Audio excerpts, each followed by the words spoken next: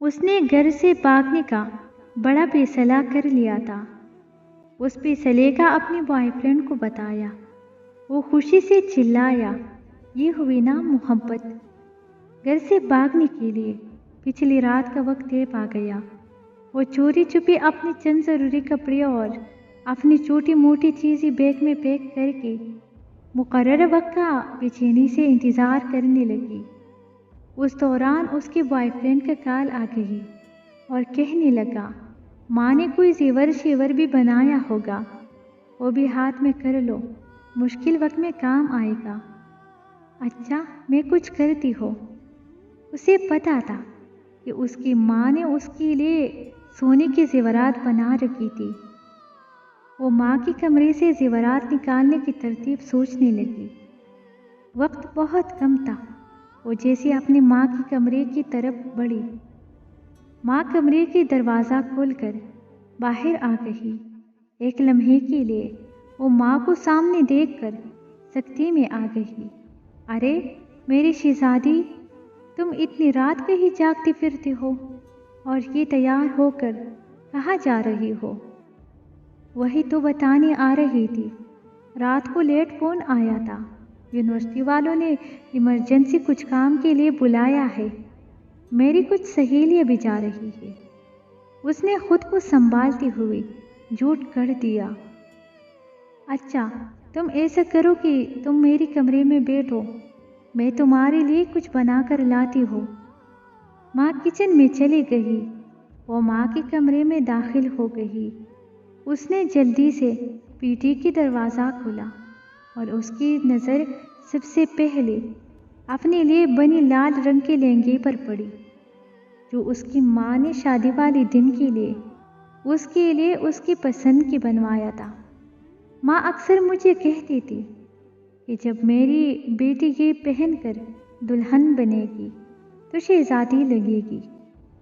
ایک سے بڑھ کر ایک اچھی سوٹ، بہترین بستر، ڈنر سیٹ اور نہ جانے کیا کیا، بہت سی قیمتی اور خوبصورت چیزیں۔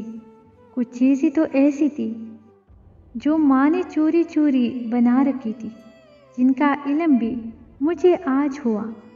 چیزوں کو الٹ پلٹ کرتے ہوئے آخر کار اس نے زیورات ڈھونڈ نکالی، لیکن اس کے دل و دماغ چکرا کر رہ گئی۔ زیورات اس سے اٹھائی نہیں جا رہی تھی۔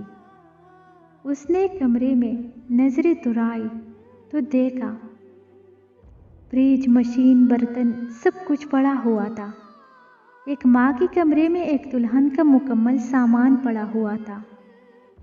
ضمیر نے اسے جھنجھوڑا اور ہوش سوچوں میں گم ہو گئی۔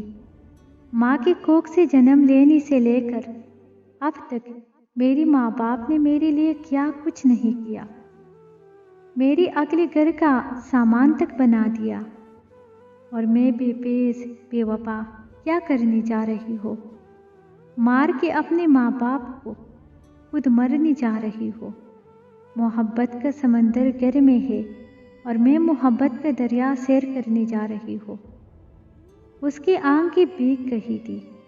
اسے اپنی حماقتوں پر خوب رونا آ رہا تھا، اور اسی دوران ماں آ گئی۔ یہ لو میری شہزادی، اپنا پسندیدہ پراٹھا کھاؤ، اتنا سفر ہے یونیورسٹی کا، میری شہزادی کو بھوک لگ جاتی ہوگی۔ ماں کی بات سن کر وہ ماں کے گلے لگ کر پھوٹ پھوٹ کر روئی۔ ماں نے ماتھا چوم کر آنسو صاف کرتی ہوئی پوچھا، میری شہزادی کیوں رو رہی ہو؟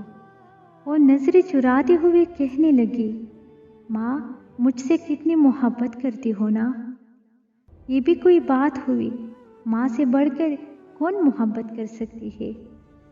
اس دوران اس کے موبائل کی گھنٹی بار بار بجنے لگی۔ اس نے کال کاٹتے ہوئے ایک میسج لکھا، سوری، میں نہیں آ سکتی، اور میں کبھی نہیں آ سکتی۔